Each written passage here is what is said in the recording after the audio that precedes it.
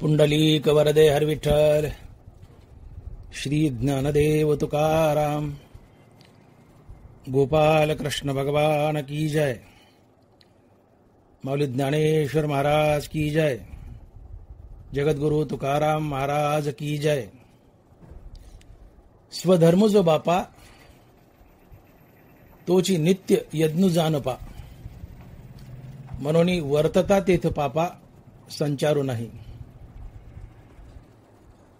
ग्रंथराज ज्ञानेश्वरी अध्याय क्रमांक 3. स्वधर्म जो बापा तोची नित्य यज्ञ जानपा. मनोनी वर्तता तेथ पापा संचारू नाही. बीड शहर वाडिया वाचनालय ज्ञानेश्वरी अभ्यास वर्ग. या सत्रात आपलं चालू असलेलं ज्ञानेश्वरीवरील चिंतन. मागील काही दिवसात आपण ज्ञानेश्वरीच्या दुसऱ्या अध्यायावर चिंतन मांडलं. दुसरा अध्याय सविस्तर अभ्यासलाय. त्यावर एकूण 9 प्रवचनं केली आहेत. आज आपण ज्ञानेश्वरीच्या तिसऱ्या अध्यायात प्रवेश करत आहोत आणि तिसऱ्या अध्यायातील हे पहिलंच प्रवचन. तिसऱ्या अध्यायातील हे पहिलंच प्रवचन आणि या प्रवचनासाठी निवडलेली ओवी ती म्हणजे स्वधर्म जो बापा तोची नित्य यज्ञ जानपा. म्हणून वर्तता तेथ पापा संचारू नाही.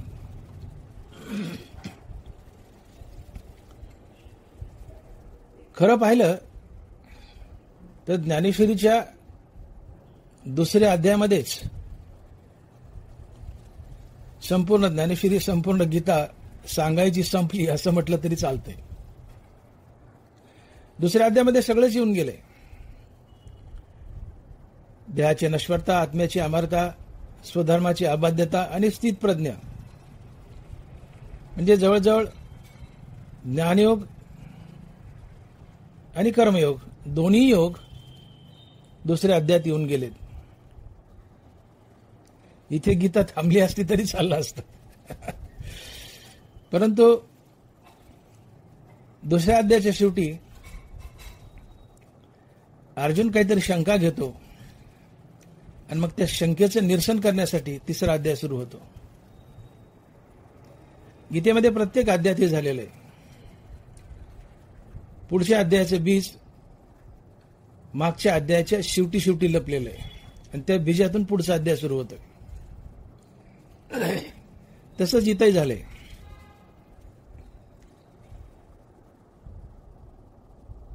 म्हणजे मला सांगायचं एवढं की जवळपास दुसऱ्या अध्यायात मॅक्झिमम गीता सांगून झालेली आहे.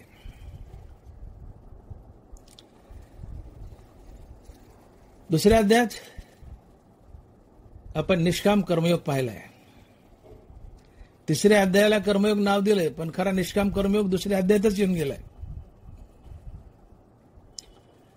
आणि हा दुसऱ्या अध्यायातील निष्काम कर्मयोग केल्यानंतर आपल्या कर्माचं फळ त्यागा असा विचार गीता मांडते, ज्ञानेश्वरी मांडते. कर्म करा पण त्या कर्माचं फळ भगवंताला अर्पण करा. फलत्यागयुक्त कर्म करा. दुसऱ्या अध्यायात कर्मयोगी आपल्या कर्माचं फळ त्यागतोय. मग कर्मयोगाला काहीच फळ मिळत नाही का? नक्की मिळतं, जरूर मिळतं आणि ते अनंत पटीने मिळतं. मग या कर्मयोगाला अनंत पटीने मिळणारं फळ काय? ही सगळी फळं भगवंतानं गीतेच्या तिसऱ्या अध्यायात सांगितली आहेत. आणि तिसरा अध्याय जवळजवळ या निष्काम कर्मयोगाला मिळणाऱ्या फळानंच भरलाय. अनेक फळं आली आहेत. फलत्यागयुक्त कर्म केलं तर त्याचं फळ काय मिळतंय, ही सगळी फळं तिसऱ्या अध्यायात आली आहेत. ज्ञानोबा सांगतायत काय काय फळं मिळत आहेत. निष्काम कर्मयोग्याला निष्काम कर्मयोग केल्याने पुढील फळं मिळतात. नंबर 1, निष्काम कर्मयोगाने देव भेटतो. 2, निष्काम कर्मयोगाने जीवन पाप पुण्यरहित होते. 3, निष्काम कर्मयोगाने जीवनात वैराग्य येतं, चित्तशुद्धी होते, आत्मज्ञान लाभते आणि मनुष्य मुक्त होतो. 4, निष्काम कर्मयोगाने तुम्ही स्वर्गीय देवतांची पूजा करता, त्यातून त्या स्वर्गीय देवता तुम्हाला पर्जन्य देतात, तुमचा योगक्षेम चालवतात व तुम्हाला श्रीमंती लाभते. 5, निष्काम कर्मयोगानं शरीर व बुद्धी सतेज राहते. 6, निष्काम कर्मयोगानं समाज सुखी होतो. 7, निष्काम कर्मयोगी समाजासाठी आदर्श ठरतो. 8, निष्काम कर्मयोगाने समाजातून दंभ निघून जातो. 9, निष्काम कर्मयोगाने तुमचा अहंकार जातो. अशी अनेक अनेक फळं निष्काम कर्मयोगाला मिळत आहेत. दुसऱ्या अध्यायात निष्काम कर्मयोगाने फळ टाकलंय, पण तिसऱ्या अध्यायात त्याला अनंत अनंत फळे मिळत आहेत. तात्पर्य, निष्काम कर्मयोगाने कर्माचं फळ टाकलं तर त्याला काहीच मिळत नाही असं नाही, तर त्याला अनंत अनंत फळे मिळतात, अनेक अनेक फळे मिळतात. आणि या फळात निष्काम कर्मयोगाला मिळणारं पहिलं फळ आहे, निष्काम कर्मयोगाला देव भेटतो. निष्काम कर्मयोगाला देव भेटतो. आणि म्हणून ज्ञानोबा लिहित आहेत की स्वकर्मे निष्कामता अनुसरले पार्था, ते कैवल्य पद तत्वता पातले जगी. स्वकर्मे निष्कामता अनुसरले पार्था, ते कैवल्य पद तत्वता पातले जगी. जो आपलं स्वकर्म निष्काम भावनेने करतो, ईश्वरार्पण बुद्धीने करतो, त्याला कैवल्य पद अर्थात मोक्षाची प्राप्ती होते. याचा अर्थ त्याला देव भेटतो. म्हणून निष्काम कर्मयोगाला सर्वात मोठं आणि सर्वात पहिलं फळ काय मिळत असेल तर त्याला देव भेटतो. हे तिसऱ्या अध्यायात ज्ञानोबा सांगतायत, देवही सांगतायत. देखे अनुकर्माधारे स्वधर्म जो आचरे, तो मोक्षुतेने व्यापारे निश्चित पावे. अनुकर्माधारे म्हणजे ब्राह्मण, क्षत्रिय, वैश्य या अनुक्रमानुसार, या वर्णानुसार, ज्या वर्णात जन्म घेतला त्या वर्णाचं कर्म केलं, ईश्वरार्पण बुद्धीने हे कर्म केलं, तर या व्यापारानं तुम्हाला निश्चित रूपानं मोक्ष मिळतो. ज्ञानोबा लिहितात, देखी अनुक्रमाधारे स्वधर्म जो आचरे, तो मोक्ष तेने व्यापारे निश्चित पावे. पुढे माऊली बोलतायत, पार्थ अनेकही एक नेनसितू कौतुक, हे कर्म मोचक अपेसे असे. पार्थ अनेकही एक नेनसितू कौतिक, हे कर्म मोचक अपेसे असे. अर्जुन, तुला कर्माचं कौतुक सांगतो म्हणले मी. ज्ञानोबा लिहित आहेत की कर्मच संसारात बांधतं आणि कर्मच संसार बंधनातून सोडतं, जर ते ईश्वरार्पण बुद्धीने केलं तर. आणि म्हणून तिसऱ्या अध्यायात जी फळं सांगितली आहेत कर्मयोगाला मिळणारी, त्यातलं पहिलं फळ, कर्मयोगाला देव भेटतो. नुसता देवच भेटत नाही तर पुढे काय काय भेटते बघा.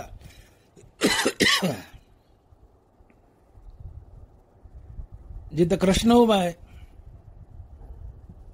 तिथं बाजूला लक्ष्मी उभी असते. हा सिद्धांत आहे.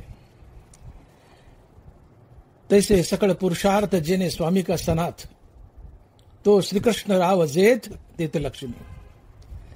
तैसे सकळ पुरुषार्थ जेने स्वामी का सनाथ, तो श्रीकृष्ण राव जेथ तेथ लक्ष्मी. लक्ष्मीने शपथ खाल्ली, जिथं माझा नवरा कृष्ण उभा आहे तिथंच मी उभी राहील, इतरत्र कुठे राहणार नाही. कर्मयोगाला देव भेटतो आणि देवाला जोडून सदैव लक्ष्मी असते. देवाला जोडून जय विजय असतात, देवाला जोडून रिद्धी सिद्धी असतात. कृष्ण विजय स्वरूप निजांगे, तो राहिला असे जेने भागे, तो जयो लाग वेगे तेथेच असे. जिथं कृष्ण आहे तिथं जय विजय आहेच.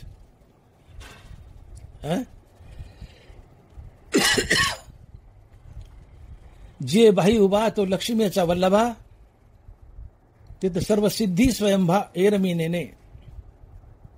जिथं कृष्ण उभा आहे तिथं रिद्धी सिद्धी उभ्या आहेत. जिथं कृष्ण उभा आहे तिथं जय विजय उभे आहेत. जिथं कृष्ण उभा आहे तिथं लक्ष्मी उभी आहे. मग घेता काय अजून? निष्काम कर्मयोगाला डायरेक्ट कृष्णच भेटतो. एकटा कृष्ण नाही तर कृष्णाला जोडून सगळं काय भेटतं. कृष्णाला जोडून काय काय भेटतं? कृष्णाची बायको लक्ष्मी भेटते, जय विजय भेटतात, रिद्धी सिद्धी भेटतात. मग कृष्णासहित लक्ष्मी भेटते, जय विजय रिद्धी सिद्धी भेटतात. तर भेटायचं राहिलंच काय? राहिलंच काय? तुम्हाला सगळं भेटलं, सगळं भेटलं. आणि म्हणून मी बोलून गेलो की दुसऱ्या अध्यायात निष्काम कर्मयोगी फलाचा त्याग करतोय, परंतु तिसऱ्या अध्यायात निष्काम कर्मयोगी अनंत अनंत पटीने फळ मिळवतोय. त्यातलं पहिलं फळ निष्काम कर्मयोगी देवच मिळवतो. देवासोबत लक्ष्मी जय विजय रिद्धी सिद्धी मिळवतो, जीवन परिपूर्ण होतं. कर्मयोगाला देव भेटलाय, लक्ष्मी भेटली, जय विजय रिद्धी सिद्धी भेटली, अजून भेटायचं काय राहिलंय? आणि म्हणून देव बजावतायत की अर्जुना तू निष्काम कर्मयोगी बन, तुला हे सगळं भेटेल. देव भेटेल, देवासोबत या बाकीच्या सगळ्या गोष्टी भेटतील तुला.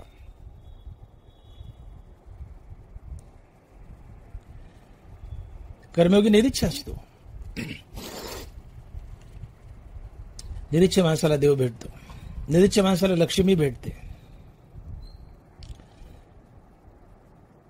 लक्ष्मीचं स्वयंवर होतं. समुद्र मंथनातून लक्ष्मी निघाली आहे. देवदानव सगळे टपलेत लक्ष्मीसोबत लग्न करण्यासाठी.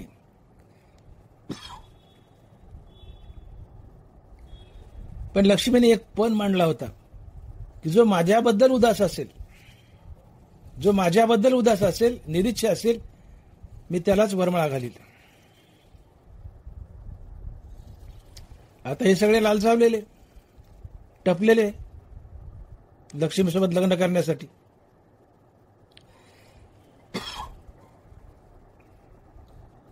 पण त्यांनी पण केलंय की जो माझ्याबद्दल उदास आहे, जो माझ्याबद्दल निरीच्छ आहे, मी फक्त त्याच्याशीच लग्न करेल. आणि तिथं एकच व्यक्ती होती की जो लक्ष्मीबद्दल उदास होता, आणि तो होता भगवान विष्णू शेषावर पहुडलेला. लक्ष्मी गेली आणि भगवान विष्णूच्या गळ्यात माळ घातली. न मागे त्याची रमा होय दासी, न मागे त्याची रमा होय दासी. लक्ष्मीला जो मागतो लक्ष्मी त्याच्यापासून दूर पडते, आणि जो लक्ष्मीबद्दल उदास आहे लक्ष्मी त्याच्या मागे लागते. भगवान विष्णू लक्ष्मीबद्दल उदास आहेत, लक्ष्मी भगवान विष्णूच्या मागे लागली, भगवान विष्णूला वरमाळा घातली. निरीच्छ माणसाच्या पाठीमागे लक्ष्मी लागते. कर्मयोगी निरीच्छ असतो, लक्ष्मी सुद्धा कर्मयोगाच्या पाठीमागे लागते. त्याच्या घरी कामारी दासी बनते रिद्धी सिद्धी सहित. आणि म्हणून कर्मयोगी अनंत पटीने मिळवतो. कर्मयोगी कृष्णालाच प्राप्त करतो, त्याच्यासोबत लक्ष्मीला प्राप्त करतो, जय विजय रिद्धी सिद्धी सगळं प्राप्त करतो. आणि म्हणून कर्मयोगी महान आहे. आणि म्हणून देव बजावतात अर्जुना कर्मयोगी बन, तुला अनेक अनेक फळं मिळतील. त्यातलं पहिलं फळ आहे तुला देव भेटेल, देवासोबत लक्ष्मी जय विजय रिद्धी सिद्धी भेटतील.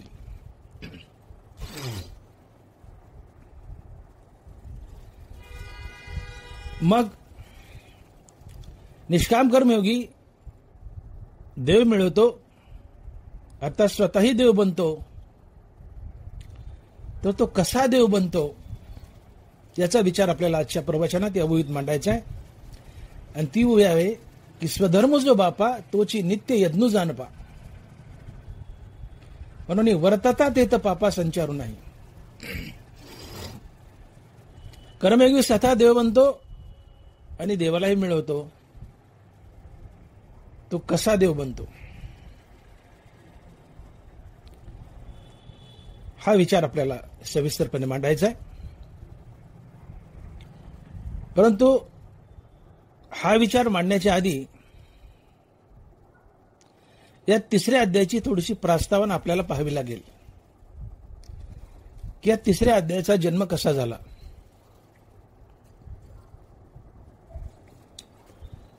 देवाने दुसऱ्या अध्यायात स्थित प्रज्ञाची भरभरून स्तुती केली. स्थित प्रज्ञा अर्थात ज्ञानीपुरुष परब्रह्माला पावतो, मुक्त होतो, आत्मस्वरूपात विलीन होतो, आत्मसुखात लोळतो, तो मुक्त होतो, तो संत असतो. अशा अनेक प्रकारे देवानी दुसऱ्या अध्यायात स्थित प्रज्ञाचं वर्णन केलंय. मग अर्जुनाला असं वाटतं की देवानी इथं ज्ञानाची महती गायली आहे आणि कर्माचा धिक्कार केलाय, आणि म्हणून अर्जुन खुश झालाय. आणि अर्जुन बोलतोय, ज्ञानवारा लिहितात, जे कर्मजात आगवे हे तर निराकारीले देवे, तरी पारुषले म्या झुंजावे म्हणून या. जे कर्मजात आगवे हे तर निराकारीले देवे, तरी पारुषले म्या झुंजावे म्हणून या. अर्जुन खुश झालाय. अर्जुन मनात विचार करतोय की देवानं ज्ञानाची महती गायली आहे, याचा अर्थ कर्माचा धिक्कार केलाय.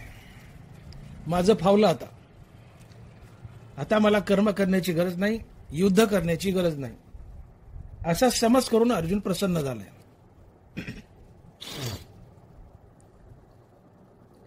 आणि मग अर्जुन देवाला झापायला लागलाय. दुसऱ्या अध्यायात अर्जुनाने देवाला झापले, तिसऱ्या अध्यायातही झापतोय. देव बिचारे गप बसतायत. अर्जुन मित्र आहे, सखा आहे, शिष्य आहे, मेमना आहे, सगळंच आहे. देव अर्जुनावर फिदावत आहे, म्हणून त्याचं काही बोलणं ऐकून घ्यायचे.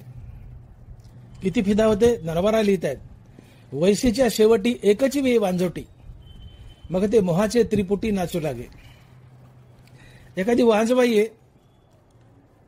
तिची पाळी जाण्याची वेळ आली, 45 वय जवळजवळ, आणि अशा शेवटी वयाच्या 45 वर्षी तिला अचानक मुलगा व्हावा.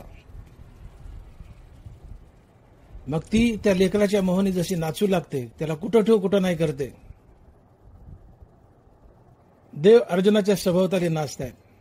ती वांजबाई शेवटी लेकूर झाले, ती त्या लेकराच्या मोहन वेडी होते, लेकराभोवती सारखे नाचत असते. देव अर्जुनाच्या भोवती नाचत असतात, का अर्जुन प्रिय देवाचा सखा आहे. म्हणून अर्जुन काही बोलला ते देव ऐकून घ्यायचे. तिसऱ्या अध्यायाच्या सुरुवातीच्या 31 ओव्यात अर्जुन देवाला झापतोय, रागावतोय, कधी देवाच्या पोटात शिरतोय, कधी म्हणतो देवा तू जे बोलते ते मला पटत नाही, परंतु आडमार्गानं तू ज्ञानच सांगतोय का हे मला कळा नाही. देवा मी गोंधळात पडलोय, आधीच गोंधळात पडलोय, मला युद्ध करायचं नाही हे ठाम मत होतं, पण तू आता ज्ञानाची महती सांगून मला अजून गोंधळात टाकले. ज्ञान मोठं का कर्म मोठं, ज्ञानयोग मोठा का कर्मयोग मोठा, मला काही कळना देवा. अर्जुन घडीत देवावर रागवतोय, घडीत देवाच्या पोटातही शिरतोय. अर्जुन देवाला म्हणतो, देवा एखादा आंधळ आहे आणि ते डोळस माणसाला रस्ता विचारतंय, तर त्या डोळस माणसानं त्या आंधळ्या माणसाला धडधोपट रस्ता दाखवण्याची ऐवजी काट्याकुपटाचा रस्ता दाखवा आणि त्याला काट्यात घालावं. तसा हा तुझा उपदेश म्हणले देवा. जनावर लिहितात, जैसे आंधळे सुईजे आवाटा का माझवन दिजे मरकटा, तैसा उपदेशो हा गोमटा ओढविला आम्हा. जैसे आंधळे सुईजे आवाटा, आंधळ्याला आडमार्गात नेऊन घालावं, काट्याकोपटात नेऊन घालावं, सरळ रस्ता सांगू नये, काट्याकोपटात नेऊन घालावं. त्याला आडवाट दाखवावी. देवा तशी तू आडवाट दाखवतोस मला. ज्ञानाची महती गातोस आणि मला कर्म कर म्हणतो. माझ्या हातून युद्ध करून घोर पाप करून घेतोयस, माणसं मारायला लावतोस. देवा तुझा उपदेश आंधळ्याला काट्याकुपटात घातल्यासारखा आहे. असं म्हणलं माझं कल्याण झालं म्हणले. आता मला कधी ज्ञान व्हावं आणि मी कधी मुक्त व्हावं. माकड आधीच चंचल, त्याला दारू पाजली, माझवण म्हणजे दारू पाजली, ते अनेक पटीने चंचल. त्याला विंचू चावला, ते अजून चंचल. वर भैरसा झाला, अजून चंचल. देव तसा प्रकार आहे. माझवा नदीचे मरकाटा, माकड मूळचं चंचलन, त्याला दारू पाडली ते अजून चंचल होईल. देवा मी गोंधळलोय. तू घडीत हे बोलतो, घडीत ते बोलतो. माझी त्या माकडासारखी गती झाली, मी चंचल झालोय, गोंधळलोय देवा. अरे तू ज्ञान चांगलं म्हणतो, तर माझ्याकडून युद्ध का करून घेतो? या महाघोर पापात मला का घालतो? देवा तुला लाज वाटत नाही का? देवाची लाज काढणी अर्जुनाने. तरी देव गप्प आहेत का? देव अर्जुनावर फिदा आहेत. काही बोल अर्जुना, मी ऐकून घेतोय. मित्र आहेत दोघं, देव फिदा आहेत अर्जुनावर.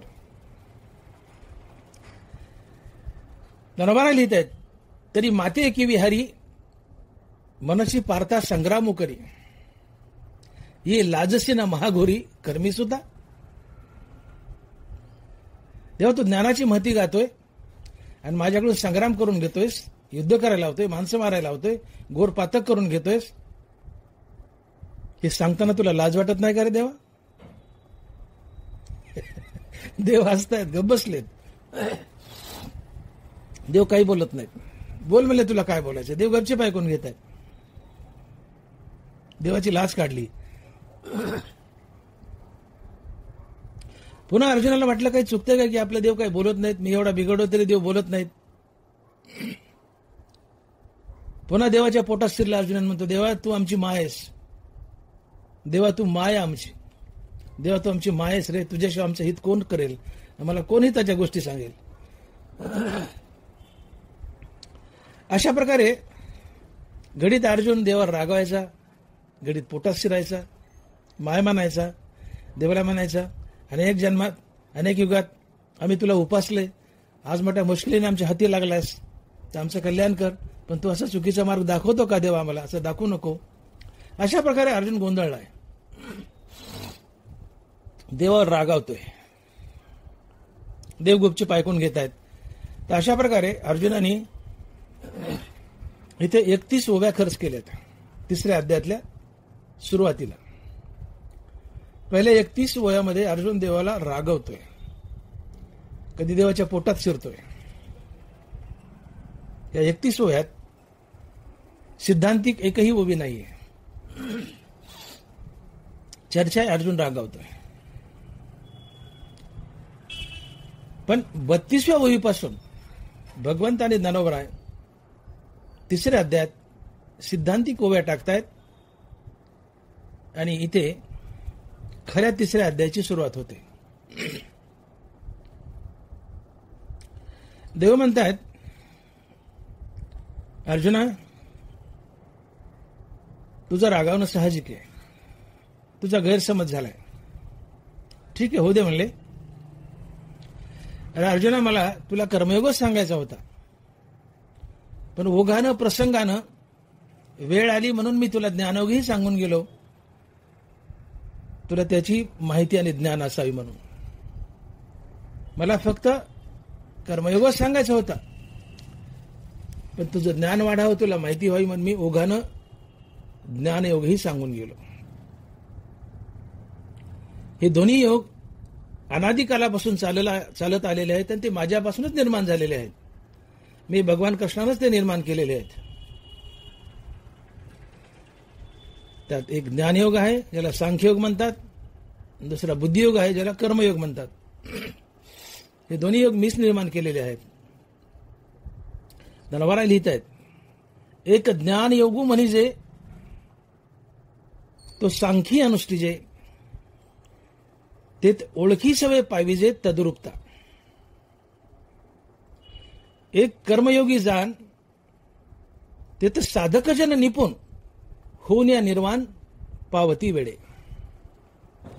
अर्जुन, दोन्ही योग जे आहेत ते माझ्यापासूनच निर्माण झालेत, मीच निर्माण केलेत. एक ज्ञानयोग आहे, दुसरा कर्मयोग आहे.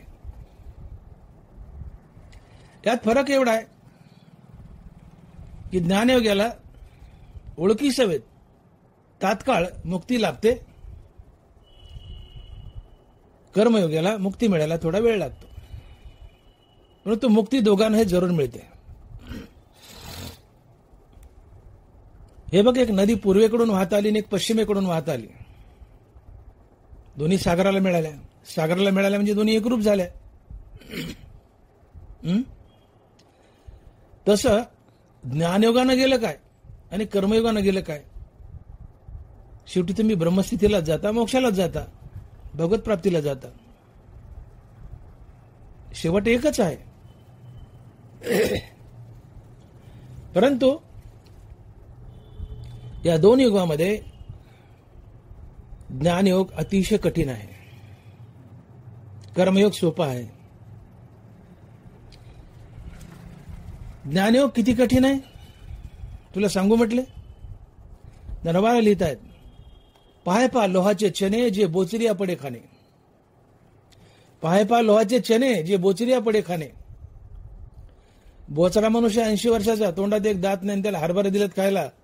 शेतात पिकणारे नाही, हरभरे दिलेत खायला, आणि ते लोखंडाचे. बोचऱ्या माणसाला लोखंडाचे हरभरे खायला दिलेत, दाबाड सोलून निघेल, दाबाड, रक्ताच्या धारा लागतील. बोचऱ्या माणसाला लोखंडाचे हरभरे चावणं जेवढं कठीण आहे तितका ज्ञानयोग कठीण आहे. तहाने तहानच पियावी, भुकेल्या भुकाची खावी, अवरात्र वावी मावावारा. तहान लागलं तहानच प्यायची, पाणी नाही. तहान लागली तहानच प्यायची, भूक लागली भूकच खायची, नुसता वारा भसकायचा. शीत ओढावे, उष्ण पांघरावे, वृष्टीचे असावे घरात. थंडी वाटली थंडीच पांघरायची, ऊन लागलं ऊनच पांघरायचं. पाऊस पडायला लागला, पाऊस हेच त्याचं घर. वृष्टीचे असावे घरात. किती अवघड आहे. भूक लागल्या भूकच खायची, तहान लागल्या तहानच प्यायची, वारा भसकायचा. महेंद्रादी पदे करिता ती वाटवदे, रिद्धी सिद्धीची द्वंद्वे पडवून ठाती. हे महेंद्रादी पदे, इंद्र वगैरे रिद्धी सिद्धी आडव्या येतात, साधना भंग करतात. अर्जुना, ज्ञानयोग अतिशय कठीण आहे, अतिशय कठीण आहे, जीव घेणं आहे. त्याच्या नादाला लागू नको. तो महाकठीण आहे, म्हणून तुला मी कर्मयोगी बन असं म्हणतोय. आणि मला तुला कर्मयोगच सांगायचा होता, परंतु ओघानं प्रसंगानं मी ज्ञानयोगीच सांगून गेलो, म्हणून तुझा गैरसमज झालाय. आणि म्हणून तुला असं वाटायला की ज्ञान हे कर्मापेक्षा मोठं आहे. मी ज्ञानाची महती गायली, मग घडीत ज्ञान मोठं म्हणतो, घडीत कर्म कर म्हणतो, म्हणून तुझा गैरसमज होतोय आणि तू माझ्यावर रागावतो. ज्ञानही मोठं आहे, कर्मही मोठं आहे, पण ज्ञानयोगानं मुक्ती लवकर मिळते, कर्मयोगानं मुक्ती उशिरा मिळते, पण मिळते दोन्हीनी. नरवाला उदाहरण देत आहेत. एखादा आंबा आहे आणि त्या आंब्याच्या शेंड्यावर आंब्याचं फळ लागलंय, उंचावर आहे अगदी. आंब्याला फळ लागलंय, आंबा आलाय. उत्प्लवना सरिसा पक्षी फळाची झोंबे जैसा, सांगे नरू केवी तैसा पावे बेगा.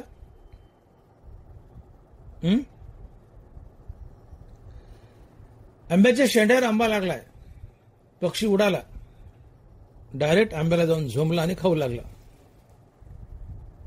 माणसाला उठता येईल का रे? नाही. मग माणूस काय करतो? तो हळूहळू ढाळे ढाळे किवतीन एके वेळे मार्गाची निबळे निश्चित ठाके. हळूहळू ढाळे ढाळे किवतीन एके वेळे मार्गाचे निबळे निश्चित ठाके.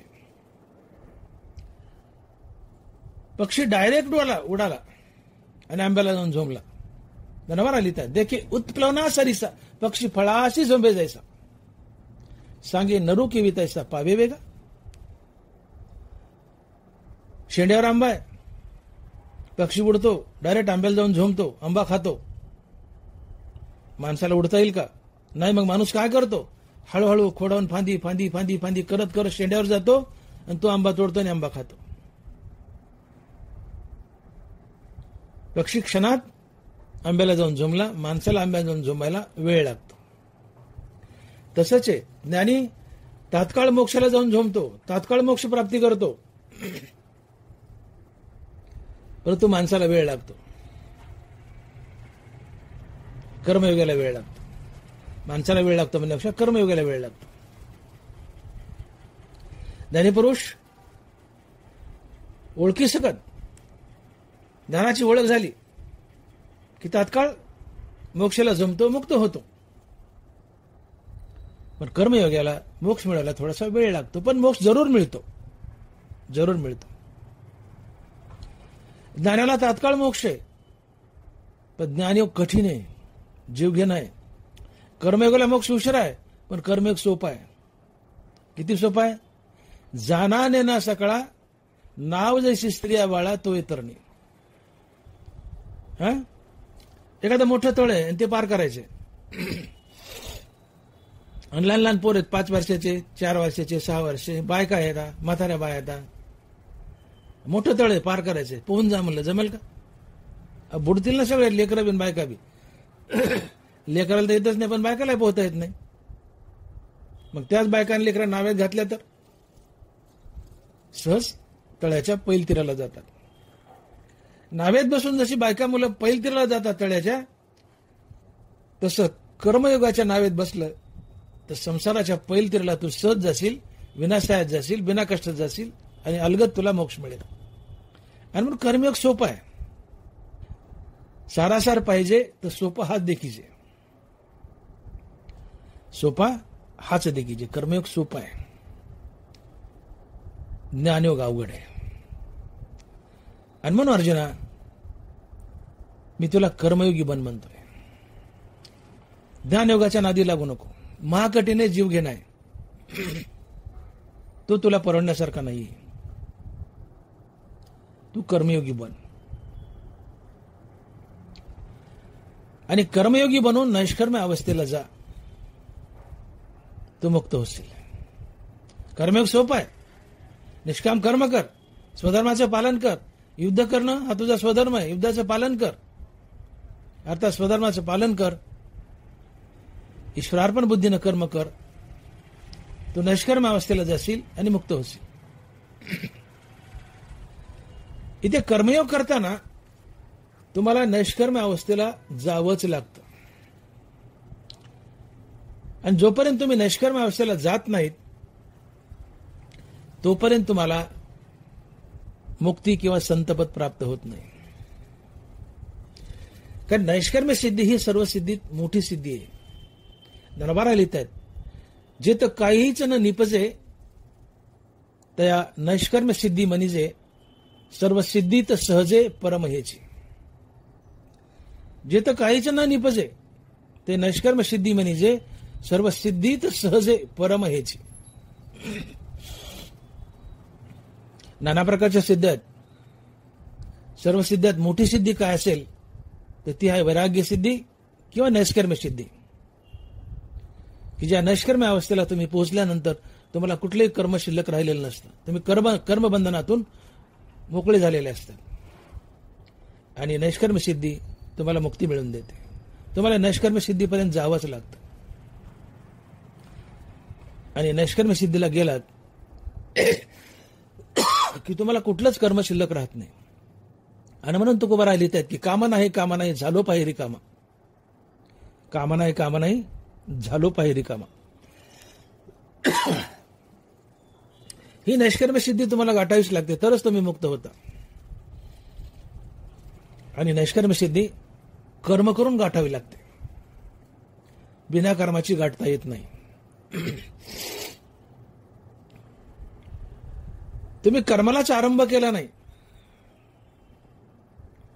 आणि मी नैष्कर्म्य झालोय असं जर म्हणू लागले तर ज्ञानोबा तुम्हाला म्हणतात, वरी नटती पुढे दरिद्रगा,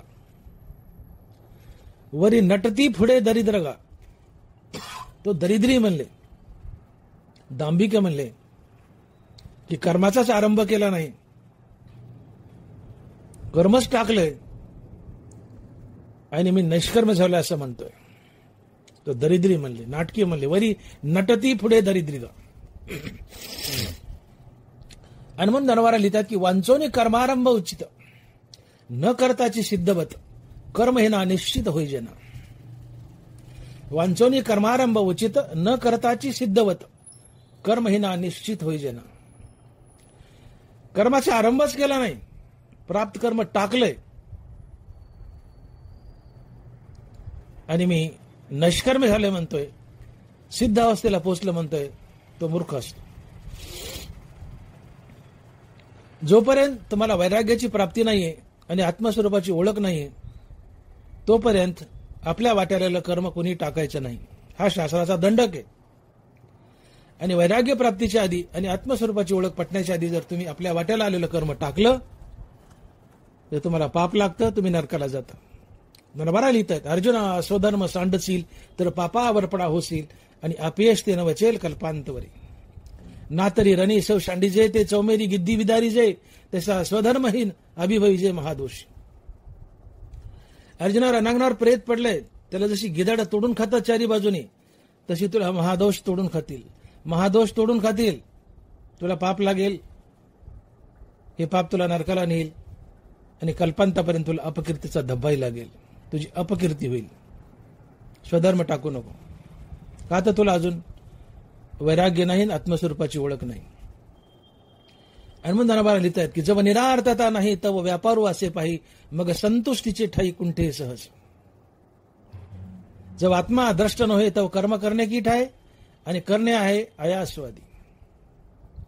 अर्थात जोपर्यंत तुमच्या जीवनात वैराग्य नाही, आत्मस्वरूपाची ओळख नाही, तोपर्यंत आपल्या वाट्याला कर्म कोणी टाकू नये. टाकलं तर त्याला पाप लागतो, तो नाकाला जातो. तुकोबार आहे त्याला लंड पापीच म्हणतात. न मानता स्थिती अंगी कर्म त्यागी लंडतो, तुका म्हणे अधम त्याची भक्ती दुषी हरीची. जीवनात वैराग्य नाही, आत्मस्थिती नाहीये आणि कर्म टाकलंय आणि नुसतं रामनाम घेत बसलाय. तोही घेतो का नाही पता नाही, पण म्हणतो मी रामनाम घेतोय. तो दांभिक आहे, पापी आहे. तो भक्तीला भूषण नसून दूषण आहे. न बाणता स्थिती अंगी कर्म त्यागी लंडतो, तुका म्हणे अधम त्याशी भक्ती दुषी हरीची. न बाणता स्थिती अंगी, स्थिती म्हणजे आत्मस्थिती. जीवनात वैराग्य नाही, आत्मस्थिती नाहीये आणि कर्म टाकलंय आणि नुसता रामनाम घेत बसलाय, तो भक्तीला भूषण नसून दूषण आहे. तो अधम आहे, पापी आहे. तुका म्हणे न बाणता स्थिती अंगी कर्म त्यांगी लंडतो, तुका म्हणे अधम त्याशी भक्ती दोषी हरीची. आणि मग लक्षात ठेवा की जोपर्यंत वैराग्य नाही, आत्मस्वरूपाची ओळख नाही, तोपर्यंत आपल्या वाट्याला कर्म टाकायचं नसतं. आणि टाकलंच तर तो पापी लंड आहे. तेच ज्ञानोबा सांगतात की वांचोनी कर्मारंभ उचित न करताची सिद्धवत कर्म हिना निश्चित होईजेना. कर्माचा आरंभच केला नाही, कर्म करून निष्कर्म्य अवस्थेला जावं लागतं. कर्म टाकून निष्कर्म्य अवस्थेला कधीच जाता येत नाही. निष्काम कर्मयोग अनेक दिवस करावा लागतो. ईश्वरार्पण बुद्धीने कर्म अनेक दिवस करावे लागतात, अनेक वर्ष करावी लागतात. मग या निष्काम कर्मयोगाने तुमचा अहंकार जातो, धनिंद्रियाच्या विषयाचा त्याग होतो, जीवनात वैराग्य येतं, अंतःकरणाची शुद्धी होते, आत्मज्ञानाची प्राप्ती होते आणि तुम्ही मुक्त होता. ही नैष्कर्म्य अवस्था असते, ही नैष्कर्म्य अवस्था असते. तर या नैष्कर्म्य अवस्थेला पोहोचण्यासाठी अहंकार जावा लागतो, ज्ञानेंद्रियाच्या विषयाचा त्याग व्हावा लागतो, अंतःकरणाची शुद्धी व्हावी लागते. जीवनात आत्मज्ञान यावं लागतं, श्रीगुरूच्या कृपेने तुम्हाला मुक्त व्हावं लागतं, आणि मग ही नष्कर्म अवस्था येते. आणि यासाठी निष्काम कर्म करावे लागतात. निष्काम कर्म केलं तर हे सगळं मिळतं. मग निष्काम कर्म केले तर नष्कर्म अवस्था येते, विवेक वैराग्य आत्मज्ञानातून. पण तुम्ही कर्मच केले नाही, कर्माचा आरंभच नाही, कर्मच टाकले आणि मी सिद्ध झालो की नष्कर्म अवस्थेला पोहोचलो असं म्हणतो, तो दरिद्री असतो, नाटकी असतो, ढोंगी असतो. आणि म्हणून वांचोनी कर्मारंभ उचित न करताची सिद्धवत कर्म हिना निश्चित होईजना. कर्माचा आरंभ केला नाही, आहे ते कर्म टाकले तर मी सिद्ध अवस्थेला पोहोचलोय, हे म्हणणं साफ चुकीचं आहे. असं कधीच घडत नाही. हनुमंताबारा बोलतायत की प्राप्त कर्म सांडीजे एतुलेनी नैष्कर्म होईजे, हे वायाची बोलीजे मूर्खपणे. प्राप्त कर्म सांडीजे एतुलेनी नैष्कर्म होईजे, हे वायाची बोलीजे मूर्खपणे. प्राप्त कर्म, आपल्या वाट्याला कर्म टाकले आणि मी नैष्कर्म झालोय असं बोलणं हा शुद्ध मूर्खपणा आहे म्हटले. म्हणून ऐके पार्था जया नैष्कर्म्य पदी असता त्या उचित कर्म सर्वथा त्याज्य नव्हे. अर्जुन ऐक, ज्याला नैष्कर्म पदाला जायचंय, ज्याला मुक्ती हवी, संत व्हायचंय, त्याला उचित कर्म कधीच त्याज्य नाही. त्याला उचित कर्म करावंच लागतं, विहित कर्म करावंच लागतं. आणि हे कर्म करून, फळाचा त्याग करून, विवेक वैराग्य आत्मज्ञान प्राप्त करून मग नैष्कर्म्य अवस्था येते. तो सिद्ध पुरुष बनतो, कर्म टाकून नाही. आणि म्हणून भगवंत अर्जुनाला बजावतायत की अर्जुना, तुला नैष्कर्म्य सिद्धी मिळवायची आहे, मुक्त व्हायचे, संत पदाला जायचे, तर त्यासाठी तुला निष्काम भावनेने कर्म करावे लागतील. आणि तू तर कर्म टाकलेस, युद्ध टाकले म्हणजे कर्म टाकले, स्वधर्म टाकलाय, स्वकर्म टाकले. मग तू नैष्कर्म्य अवस्थेला कसं जाशील? अजून तुझ्याकडे विवेक वैराग्य नाही, आत्मज्ञान नाही, काही नाही, कर्मच टाकलंय. आणि कर्म टाकले तो नैष्कर्म्य अवस्थेला कसं जाशील? म्हणून अर्जुना, उचित कर्म कर. युद्ध करणं हे तुझं उचित कर्म आहे, हा तुझा स्वधर्म आहे. ईश्वरार्पण बुद्धीने युद्ध कर, फलत्यागयुक्तीने कर्म कर. त्यातून काय फायदा होईल? तर तुझ्या जीवनात विवेक वैराग्य येईल, ज्ञानेंद्रियाचे विषय पळून जातील, तुझा अहंकार जाईल, आत्मज्ञान होईल, तू मुक्त होशील आणि नैष्कर्म अवस्थेला जाशील, तू सिद्ध पुरुष होशील. आणि म्हणून अर्जुना, तू कर्मयोगी बन. हा देवाचा अट्टहास आहे. तुम्हाला नैष्कर्म्य अवस्थेला जावंच लागतं, तरच तुम्हाला मुक्ती मिळते. नैष्कर्म्य अवस्था म्हणजे ज्याला कर्म करण्याची गरज नसते. जववरी अर्जुना तो बोधून भेटे मना, तवची या साधना भजावे लागे. तृप्ती झाल्या जैसी साधने सरती आपेसी, आत्मतुष्टी तशी कर्मे नाही. धनबरा लिहित आहेत की जोपर्यंत देव भेटला नाही, मुक्ती नाही, तोपर्यंत हे कर्माचं साधन किंवा नामाचं साधन, ज्ञानाचं साधन तुम्हाला करावंच लागतं. पण मुक्ती मिळाली, देव भेटला, तुम्ही नैष्कर्म्य अवस्थेला गेले, तर तुम्हाला हे साधन जतन करण्याची किंवा पुन्हा करण्याची गरज नाही. ज्ञान असो, कर्म असो, नाम असो, कुठलंही साधन असो, या साधनाचा सहारा तोपर्यंत घ्यावा लागतो जोपर्यंत तुम्ही मुक्त होत नाही. मुक्त झाले की हे कर्म नाम तुम्ही टाकलं तर चालतं. तृप्ती झाल्या जैसी साधने सरती अभ्यासी. भूक लागली, स्वयंपाक केलाय, खाल्लाय, आता काटवट तवा, पिठाची, तांब्याची, पाण्याची गरज नाही, कुठं पडलं तरी पडू द्या, 7-8 घंटे आता त्या साधनाची गरज नाही. मोक्ष मिळालाय, आता नाम आणि कर्म या साधनाची गरज नाही. पण तू संत असं करत नाही, ते मुक्तीवर भजनयुक्त असतात, तो भाग निराळा आहे, तो विषय बी निराळा आहे. परंतु मुक्त झाल्यावर ही साधनं तुम्ही टाकली ते चालतात, कर्माची, नामाची, ज्ञानाची. पण मोक्ष मिळेपर्यंत त्याला जतन करावं लागतं. मग मोक्ष मिळाल्यानंतर तुम्ही कर्म टाकलं तरी चालतं, याला नैष्कर्म्य अवस्था म्हणतात. आणि जोपर्यंत मुक्ती नाही तोपर्यंत तुम्हाला कर्म बंधनकारक आहे, हा शास्त्राचा दंडक आहे. अन्यथा तुम्हाला पाप लागतं आणि पाप नरकाला नेतं. मग ती नैष्कर्म्य अवस्था प्राप्त करायची की जिथं त्या महात्म्याला, त्या साधूला, त्या संताला कर्म करण्याची गरज नाही. जसं तुकोबारा बोलले, काम नाही झालो पाहिरी कामा. नैष्कर्म्य अवस्था म्हणजे तुम्हाला आता कर्म, ज्ञान किंवा हरिनाम या कुठल्या साधनाची गरज नाहीये. ही सगळी साधनं टाकली तर चालतात. कर्माने तुम्ही नैष्कर्म्य अवस्थेला गेले तर कर्म टाकली तर चालतात. पण नैष्कर्म्य अवस्थेला गेल्यावर त्याच्या आधी नाही. मग तुम्ही नैष्कर्म अवस्थेला गेले नाही ना आधीच कर्म टाकले तर तुम्ही पापी आहेत. अर्जुना, स्वधर्म सांड असेल तर पापावर पडावं असेल आणि अपेक्षेनं वचेल कल्पांतवरी. नैष्कर्म अवस्थेच्या आधीच जर कर्म टाकलं तुम्ही पापी आहेत, नरकाला जाल. ते मोक्ष तर लांबच राहिला. आणि म्हणून अर्जुना, प्रत्येक माणसाला जर देव हवाय तर त्याला नैष्कर्म अवस्थेला जावंच लागतं. आणि नैष्कर्म सिद्धी ही सर्व सिद्धीत महान सिद्धी आहे. आणि नैष्कर्म अवस्थेला जाण्यासाठी निष्काम कर्मयोग करावा लागतो, तेव्हाच नैष्कर्म अवस्थेला जाता येतं. पण नैष्कर्म अवस्थेला जाण्याच्या आधीच कर्म टाकले तर तो लंड आहे, तो पापी आहे, तो दांभिक आहे, मूर्ख आहे, तो दरिद्री. वरी नटती पुढे दरिद्रगा. हनुमंतानाबरा म्हणतात की वांचवणे कर्म आरंभ उचित न करताची सिद्धवत कर्महीना निश्चित होई जना. अरे कर्माचाच आरंभ नाही, प्राप्त कर्म टाकलंय आणि मी सिद्ध झालोय, नैष्कर्म अवस्थेला गेलो म्हणतोय, तो मूर्ख आहे म्हणले. देखीए, प्राप्त कर्म सांडीजे येतुलेनी नैष्कर्म होईजे हे वायाची बोलीजे मूर्खपणे. हे मूर्खपणाचे बोलणे म्हणले की प्राप्त कर्म टाकले आणि मी नैष्कर्म अवस्थेला गेलोय, असं बोलणं मूर्खपणाचे म्हणले. आणि तू तर कर्म टाकलेस अर्जुना, तुला नैष्कर्म अवस्था कशी मिळेल? पण कर्म टाकू नको, कर्म कर. आणि अर्जुना, तसाही विचार केला तर माणसाने कर्म टाकलंही तरी माणसाकडून कर्म टाकल्याच जात नाही. धनभरा लिहित आहेत, जव प्रकृतीचे अधिष्ठान तव सांडी मांडी हे अज्ञान.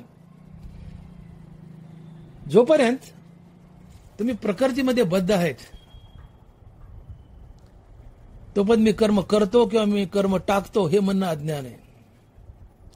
म्हणून संगू जो प्रकृतीचा तो त्यागू न घडे कर्माचा. ऐशी आहे करू म्हणती तयाचा आग्रहोची उरे. आग्रहोची उरे. जोपर्यंत तुम्ही शरीरात बद्ध आहेत, प्रकृतीशी तुमचा संबंध आहे, नातं आहे, तुम्ही प्रकृतीत बद्ध आहेत, तोपर्यंत कर्माचा त्याग घडतच नाही. आणि जो म्हणतो मी त्याग करतो त्याचा तो केवळ आग्रह आहे किंवा मूर्खपणा आहे. कारण तेजिता कर्म न तेजे, कर्म टाकताच येत नाही. हे स्वधर्माचं किंवा वाट्याला आलेलं कर्म तो भाग राहिला, पण एरवी अनेक कर्म आहेत. आपण श्वास घेतो हे कर्म आहे, डोळ्यानं पाहतो हे कर्म आहे, कानाने ऐकतो हे कर्म आहे, तोंडाने बोलतो, खातो, चव घेतो हे कर्म आहे, पायाने चालतो, हाताने काहीतरी करतो हे कर्म आहे, झोप घेतो हे कर्म आहे, स्वप्न पाहतो हे कर्म आहे, मनात नाना प्रकारचे विचार इच्छा आहेत हे कर्म आहे. ही कर्म कशी थांबणार रे बाबा अर्जुना, सांग ना म्हणले. ते जिता कर्म न त्याचे. म्हणून जव संगू प्रकृतीचा तव त्यागो न घडे कर्माचा. ऐशी हे करू म्हणते तयाचा आग्रहची उरे. जोपर्यंत तुम्ही शरीरात बद्ध आहेत, प्रकृतीशी तुमचा संघ आहे, तोपर्यंत कर्म त्यागताच येत नाही. आणि जो त्यागले म्हणतो त्याला ज्ञानोबा म्हणतात, वरी नटती पुढे दरिद्रगा. वरी नटती पुढे दरिद्रगा. मी कर्म त्यागले म्हणतो तो दरिद्री असतो, किंवा कर्म त्यागतो तो दरिद्री असतो. कर्म त्यागून जो नैष्कर्म अवस्थेला पोहोचलाय म्हणतो तो दरिद्री असतो, नाटकी असतो, दांभिक असतो. आणि म्हणून अर्जुना, स्वधर्म टाकू नकोस, तू कर्मयोगी बन. हे कर्म आचरत असताना, हे युद्ध करत असताना ते पूर्णत्वास गेलं, आनंद मानू नको. अर्धवट राहिलं, दुःख मानू नको. अर्थात तू जिंकलास, आनंद मानू नको. हरलास, दुःख मानू नकोस.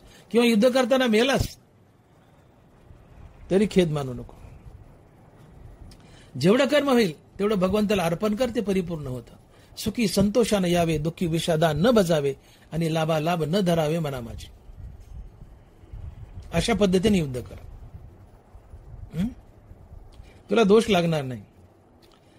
धनवारा लिहितात की अमृते तरीच मरीजे जरी विखेशी सेविजे. अमृत जर विषयासोबत सेवन केलं, एरवी अमृत तारक आहे, मरण वारतं, मरू देत नाही, तारतं अमृत. पण हेच अमृत विषयासोबत पिलं तर ते मारतं.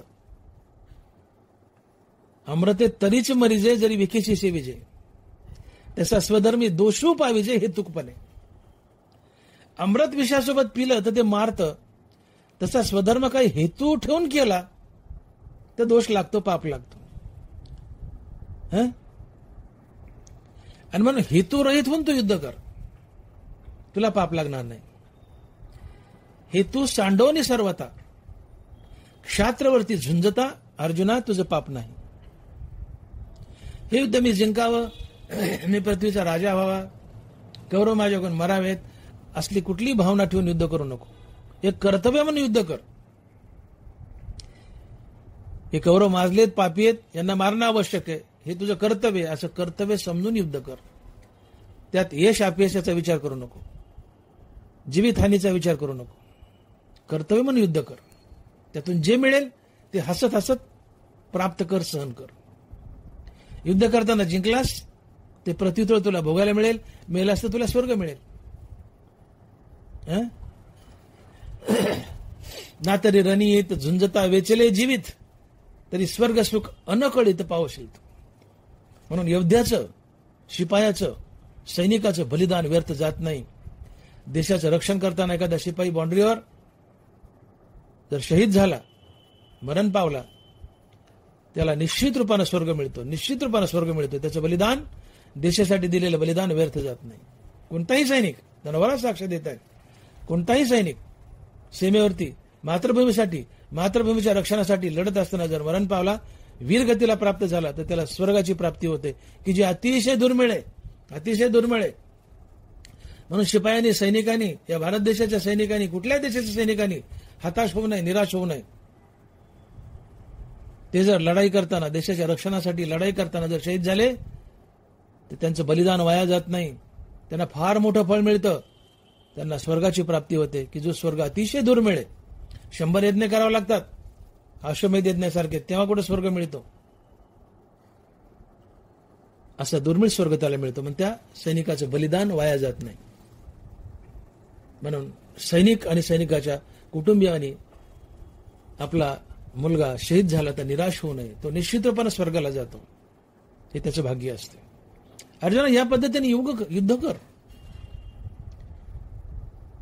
युद्ध जिंकलंस तर प्रत्युत्तर भोगशील, शहीद झालास, मृत्युमुखी पडलास तर स्वर्गाला जाशील.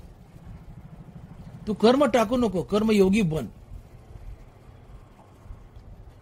आणि म्हणून अर्जुना, मी जरी ज्ञानाची महती गायली आहे, स्थित प्रज्ञाची महती गायली आहे, तर तुला वाटलं की गणित कृष्ण ज्ञानाला महत्व देतो, गणित कर्माला महत्व देतो, याच्या बोलण्यात एक वाक्यता नाहीये, मला गोंधळात पाडलंय, आंधळ्या माणसाला सरळ मार्गाने न्यायची काट्याकपड्यात नेऊन घालायला लागलाय, हा तुझा जो गैरसमज झालाय तो दूर कर.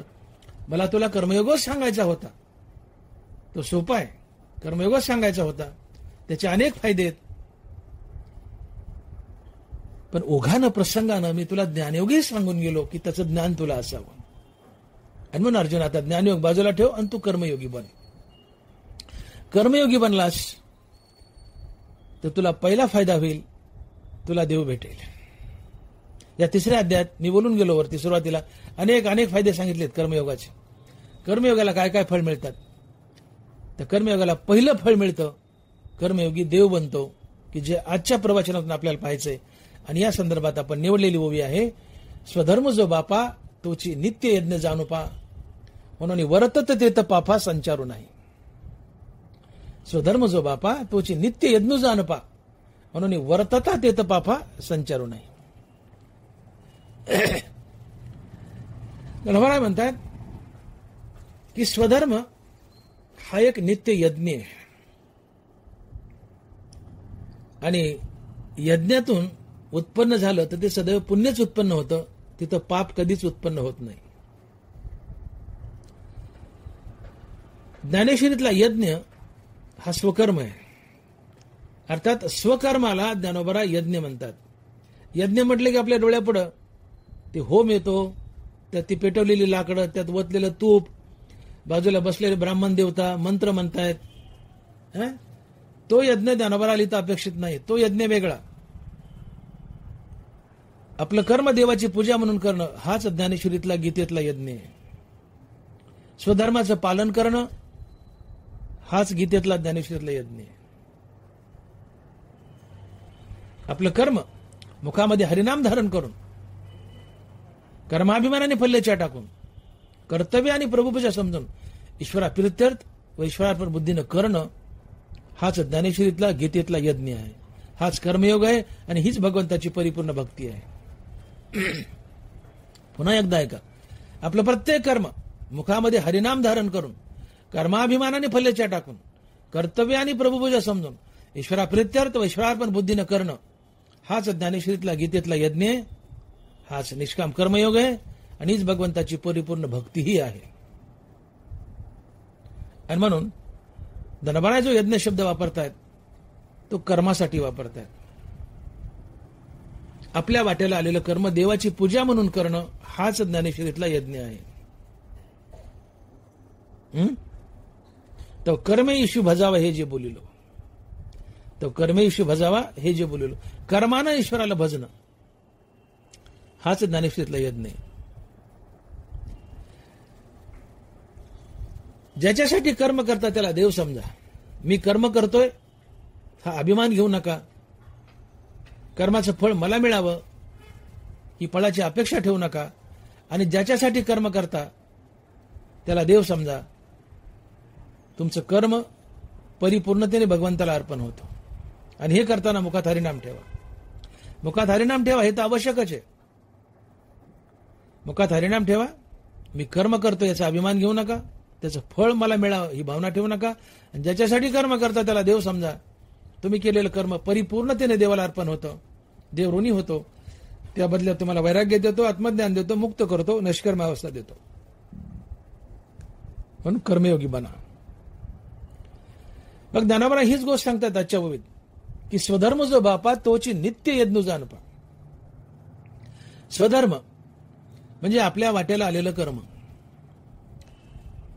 आता स्वधर्माची व्याख्या सांगताना ज्ञानोबा सांगतायत ब्रह्मदेवाने सांगितलंय की तुम्हा वर्ण विशेष वेशे आम्ही स्वधर्माची विला असे या ते उपासा मग अपेसे पूर्ती काम. तुम्हा वर्ण विशेष वेशे चातुर्वर्णानुसार तुमच्या वाट्याला आलेलं काम हाच तुमचा स्वधर्म आहे. या कामाची या स्वधर्माची उपासना करा, पूजा करा, त्याला देव समजून भजा. तुम्हाला हवंय ते मिळेल. पण आज चातुर्वर्णाची घडी विस्कळीत झाली आहे. ती होणार आहे हे संतांनी भाकीत केले.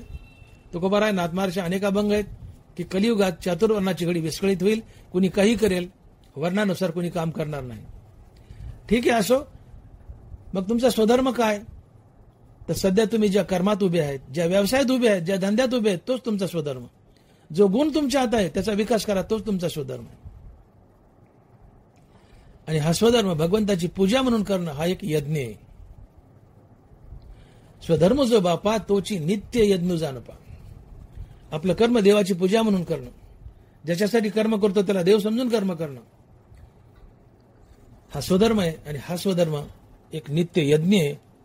आणि या यज्ञातून पुण्याचा जन्म होतो, पापाचा नाही. मग लक्षात घ्या की परमार्थ म्हणजे काय. तर परमार्थाची साधी आणि सरळ व्याख्या आहे की आपलं जीवन पाप पुण्य रहित करण्यासाठी आयुष्यभर केलेली रामनामाची साधना म्हणजेच परमार्थ. आपलं जीवन पाप पुण्य रहित करण्यासाठी आयुष्यभर केलेली रामनामाची साधना म्हणजेच परमार्थ. जीवन पाप पुण्य रहित करा, देव भेटेल. नाथमाराज लिहितात की सुकृत दुष्कृत समान समी तेची पाविजे मनुष्यभूमी जे पडे विषमी ते स्वर्गग्रामी का नरके. तुमच्या पदरी गडगंज पुण्य आहे आणि उगा थोडंसं पाप आहे, तुम्ही स्वर्गाला जाता. तुमच्या पदरी गडगंज पाप आहे आणि उगा नगभर पुण्य आहे, तुम्ही नरकाला जाता. तुमच्या पदरी पाप पुण्य समान आहे, तुम्ही पुन्हा मनुष्य होता. तुमच्या पदरी पाप पुण्य शिल्लक नाही, तुम्ही मुक्त होता. तुम्ही मुक्त होता. आणि म्हणून सुकृत दुष्कृत समान समी तेची पाविजे मनुष्यभूमी जे पडे विषमी ते स्वर्गग्रामी का नरकी. गडगंज पुण्य स्वर्गाला जाल, गडगंज पाप नरकाला जाल. पाप पुण्य समान आहे, पुन्हा मनुष्य व्हाल. पाप पुण्य शिल्लक नाही, मुक्त व्हाल. जीवन पाप पुण्य रहित करा, तुम्ही मुक्त व्हाल. आणि म्हणून जीवन पाप पुण्य रहित करण्यासाठी आयुष्यभर केलेली रामनामाची साधना म्हणजेच परमार्थ. आणि म्हणून ज्ञानोबा लिहित आहेत की जे बुद्धियोगा योजिले त्याची पारंगत झाले ई उभय संबंधी सांडिले पाप पुण्य. जे बुद्धियोगा योजिले त्याची पारंगत झाले, ही उभय संबंधी सांडिले पाप पुण्य. जे बुद्धियोगाचं अर्थात कर्मयोगाचं अनुकरण करतात त्यांच्या जीवनातून पाप आणि पुण्य दोन्ही निघून जातात आणि ते मुक्त होतात.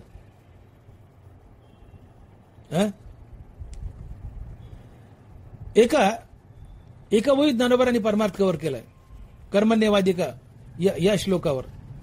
ज्ञानोबा लिहितात की कर्मफळी आसन करावी, कुकर्मी संगती न व्हावी, एक सत्क्रियाची आचरावी हेतूविना. अर्जुना, कुकर्म करू नको, सत्कर्म कर आणि ती फलत्यागयुक्त कर. कुकर्म केली नाही, पाप तुझ्याकडे येणार नाही. सत्कर्म केली, पुण्य आहे, पुण्य निर्माण होईल, पण ते देवाला अर्पण कर. फायदा काय? तुझं जीवन पाप पुण्यरहित होईल.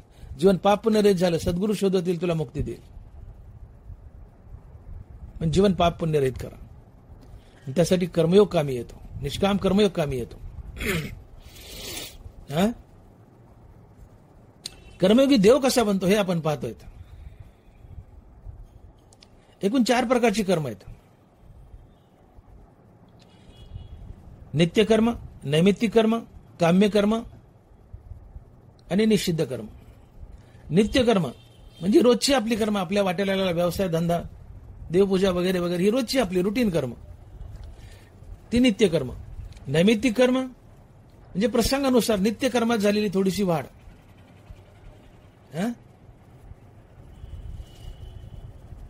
पाहुणा घरी आला, चहा पाणी केलं, स्वयंपाक वाढला,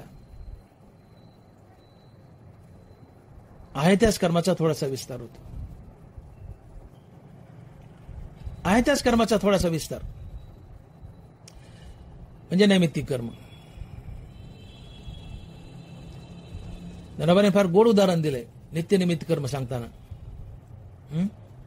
वार्षिक शोभे गगन, वसंते दुनावे वन, का देहा श्रंगारी यवन ऐसे हे जान. काय ओवी? वार्षिक शोभे गगन, वसंते दुनावे वन, का देहा श्रंगारी यौवन ऐसे हे जान. नैमित्तिक कर्म आहे. वार्षिक शोभे गगन, शोभे नाही, क्षोभे गगन, वसंते दुनावे वन. आभाळ आहे, उन्हाळा आहे, कोरडफट आभाळ आहे, पण आता पावसाळा आलाय, ते आभाळात ढग आलेत. आभाळाचा विस्तार झाला का नाही? झाला विस्तार. वसंत ऋतू आहे, झाडाला पालवी फुटली, नवे पानं आले, फुलं आले, फळं आले, झाडाचा विस्तार झाला का नाही? शरीर लहानाचं मोठं झालंय, शरीरावर इंद्रिय आली, वक्षस्थळ आली, मिशा आल्या, दाढी आली, आहे त्या शरीराचा विस्तार झाला का नाही? झाला. तसं आहे त्या नित्यकर्माचा विस्तार म्हणजे नैमित्तिक कर्म. वार्षिक शोभे गगन, वसंते दुनावे वन, देहा श्रंगारी यौवन, देहा श्रंगारी यौवन. लहान देह 7-8 वर्षाचा आहे, मोठा झाला आता 15 वर्षाचा, मनुष्य असेल, होटावर मिशा येतील, दाढी येईल, आवाज बदलेल, देहाला श्रंगारले यौवनानं. मुलगी आहे, वक्षस्थळ येतील, मेन्सेस येतील. आहे त्या शरीरात विस्तार झालाय, आहे त्या नित्यकर्मात विस्तार झालाय, ते नैमित्तिक कर्म. पाहुणा घरी आला, चहा पाणी केले, जीव घातले, झोपवलाय, वाटा लावला, हे नैमित्तिक कर्म. ग्रहण आहे, काही आहे, भाई दानधर्म केले, ते नैमित्तिक कर्म. रोज करतो ते नित्यकर्म, प्रसंगानं त्यात वाढ झाला नित्यकर्मात, ते नैमित्तिक कर्म. काम्य कर्म, मोठा यज्ञ करायचा, तटला होमाचा तूप टाकलेला, हा ज्ञानेश्वरीतला यज्ञ नाही, तो तटला होमाचा यज्ञ. आणि कामना करायची, देवा मला स्वर्ग मिळावा. जमिनी दान करायच्या, विधी खोदायच्या, बारो खोदायचे, बगीचे लावायचे, सत्यनारायण घालायचे, मोठे मोठे कर्म करायचे आणि त्यातून कामना करायची, देवा मला स्वर्ग मिळावा. ही काम्य कर्म आहे, ज्यातून पुण्य मिळतं. आणि निषिद्ध कर्म अतिशय घाणेरडी, परद्रव्य करण्याचा अभिलाष, चोरी, चपाटी, लांडी, लबाडी, हाणामारी, निंदा करणं, परपीडा करणं, जेवढी गलिच्छ कर्म आहे ती निषिद्ध कर्म आहे. मग निष्काम कर्मयोग सांगतो की तुम्ही निषिद्ध कर्म करू नका, पाप तुमच्याकडे येणार नाही. काम्य कर्म करू नका, पुण्य तुमच्याकडे येणार नाही. नित्यनैमित्तिक कर्म आवर्जून करा, परंतु त्याचं फळ भगवंताला अर्पण करा. तुमचं जीवन पाप पुण्यरहित होईल. आणि ज्या दिवशी तुमचं जीवन पाप पुण्यरहित होईल त्या दिवशी श्रीगुरु तुम्हाला शोधत येतो, अहम ब्रह्मास्मी या महावाक्याचं श्रवण करतो आणि तुम्हाला मुक्त करतो. का येऊनी फळाचा गडू, पारुशली किळीची वाडू, श्रीगुरु भेटोनी करी पाडू बुबुत्सू जैसा. श्रीगुरु भेटोनी, हे वाक्य ऐका, श्रीगुरु भेटोनी करी पाडू बुबुत्सू जैसा. श्रीगुरु स्वतःहून भेटतो. कधी? ज्या दिवशी तुमचं जीवन पाप पुण्यरहित झाले त्या दिवशी. ऐशी कर्म साम्य दशा होय ते विदेशा, मग श्रीगुरु अपेसा भेटेची गा. तुमच्या जीवनात कर्मसाम्य दशा आली. कर्मसाम्य दशा म्हणजे तुमच्या जीवनात पुण्य नाही आणि पापही नाही, पाप पुण्यरहित अवस्था आली.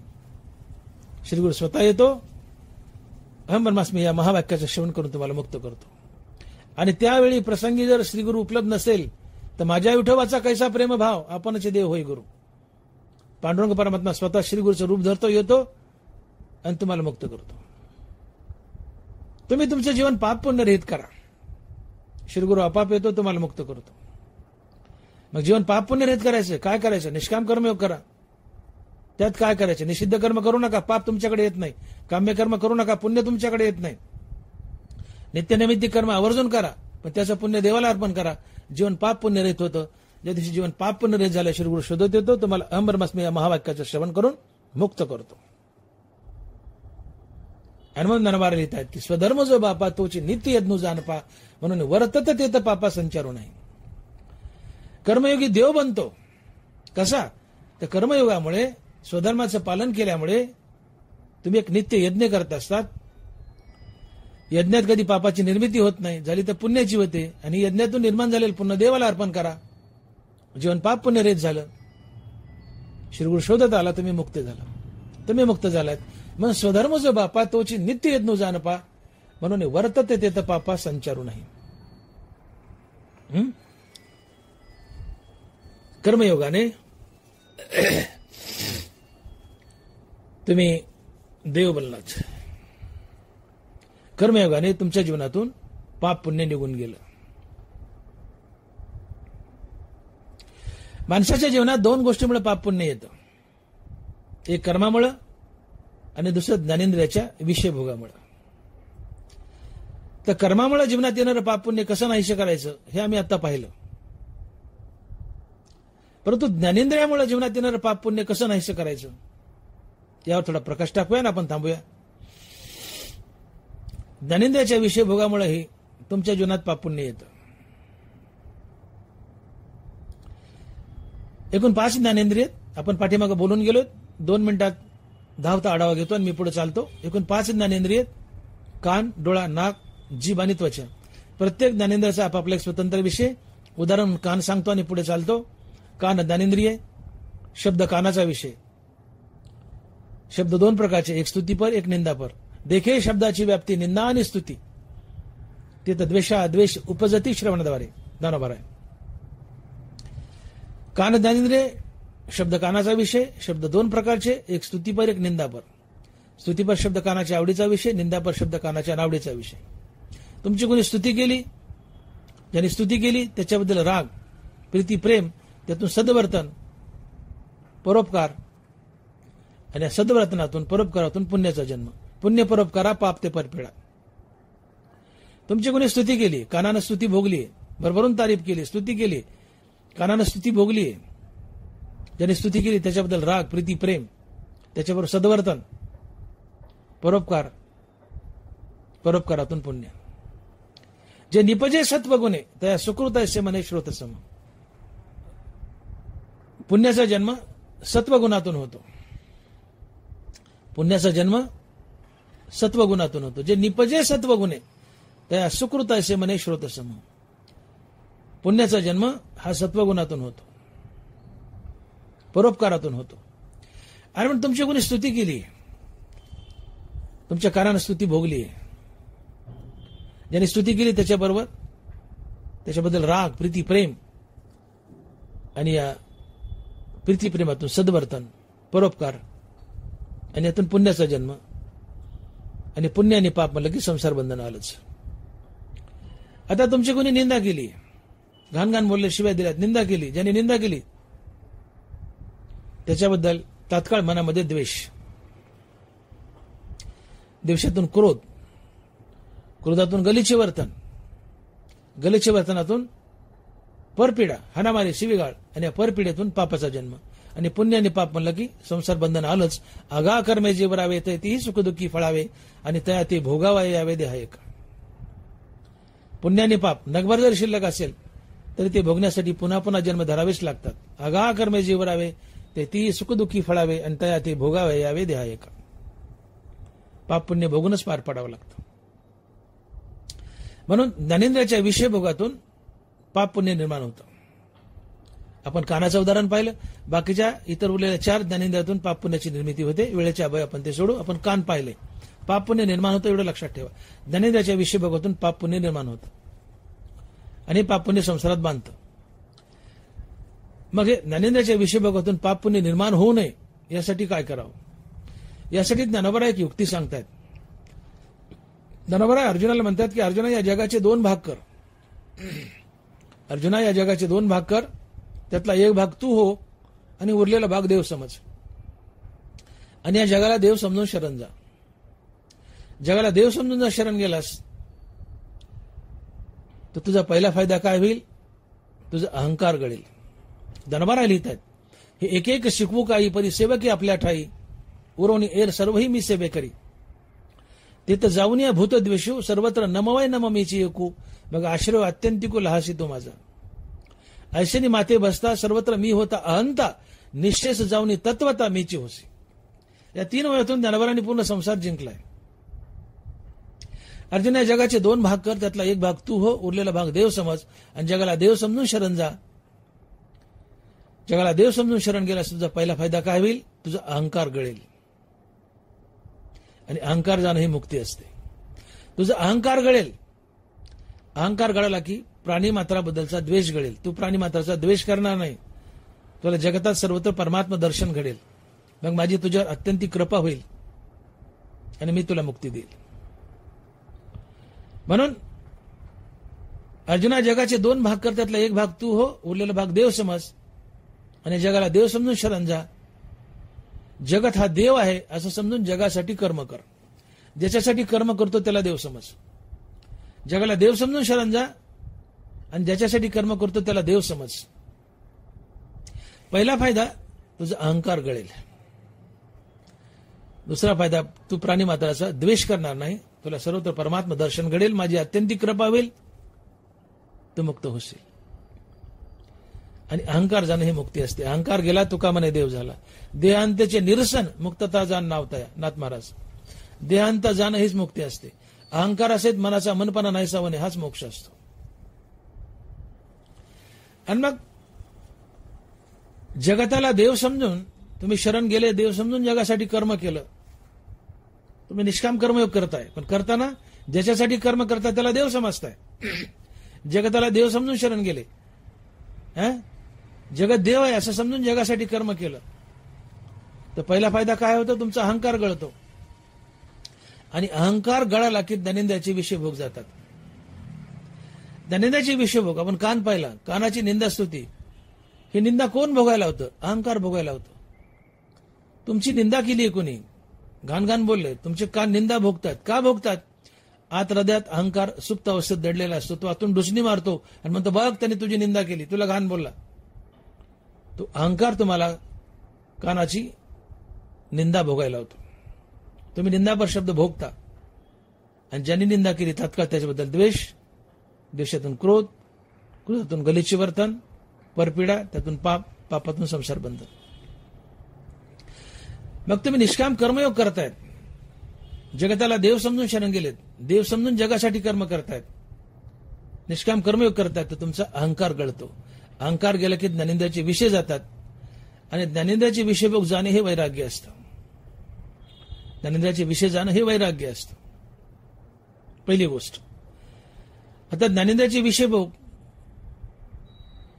याचा अर्थ होतो काम. काम म्हटलं की आपल्या डोळ्यापुढे स्त्री पुरुषाची लैंगिक भावना येते. स्त्री पुरुषाची लैंगिक भावना हा तर कामच आहे, परंतु हा काम त्वचेच्या स्पर्शात मोडतो. स्त्री पुरुषाची लैंगिक भावना हा काम त्वचेच्या स्पर्शात मोडतो. मग काम या शब्दाचा खरा अर्थ आहे ज्ञानेंद्रियाची विषयभोगाची इच्छा म्हणजे काम. मग अहंकार गेला, निष्काम कर्मयोगामुळे अहंकार गेला, अहंकार गेल्यामुळे ज्ञानेंद्रियाचे विषयभोग गेले, अर्थात काम गेला. काम गेला म्हणून क्रोध गेला, काम गेला म्हणून लोभ गेला, काम गेला म्हणून मद मोह मत्सर गेला. मग अहंकार गेला, काम क्रोध लोभ मद मोह मत्सर हे सगळे विकार गेले, अंतकरणाची शुद्धी झाली. शुद्ध अंतकरणात गोपाळ कृष्ण येऊन राहतो. तुका म्हणे चित्त करारे निर्मळ, येऊन गोपाळ राहते ते. मग निष्काम कर्मयोग केलाय. अर्जुना जगाचे 2 भाग कर, त्यातला एक भाग तू हो, उरलेला भाग देव समजून जगाला शरण जा आणि देव समजून जगासाठी कर्म कर. काय फायदा होईल? तुझा अहंकार गळेल. अहंकार गळाला ज्ञानेंद्रियाचे विषयभोग जातील. ज्ञानेंद्रियाचे विषयभोग जाणं हे वैराग्य. ज्ञानेंद्रियाचे विषयभोग गेले, अहंकार काम क्रोध लोभ मद मोह मत्सर हे विकार जातील, अंतकरणाची शुद्धी होईल. तुला वैराग्य मिळालं, अंतकरणाची शुद्धी झाली. विरक्त अंतकरणात शुद्ध अंतकरणात भगवंताचा वास होतो, आत्मज्ञानाचा वास होतो आणि आत्मज्ञान तुला मुक्त करतं.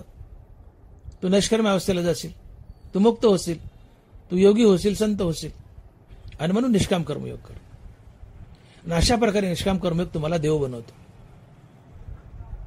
आणि म्हणून आपल्या जीवनात पाप पुण्य 2 गोष्टींमुळे निर्माण होतं.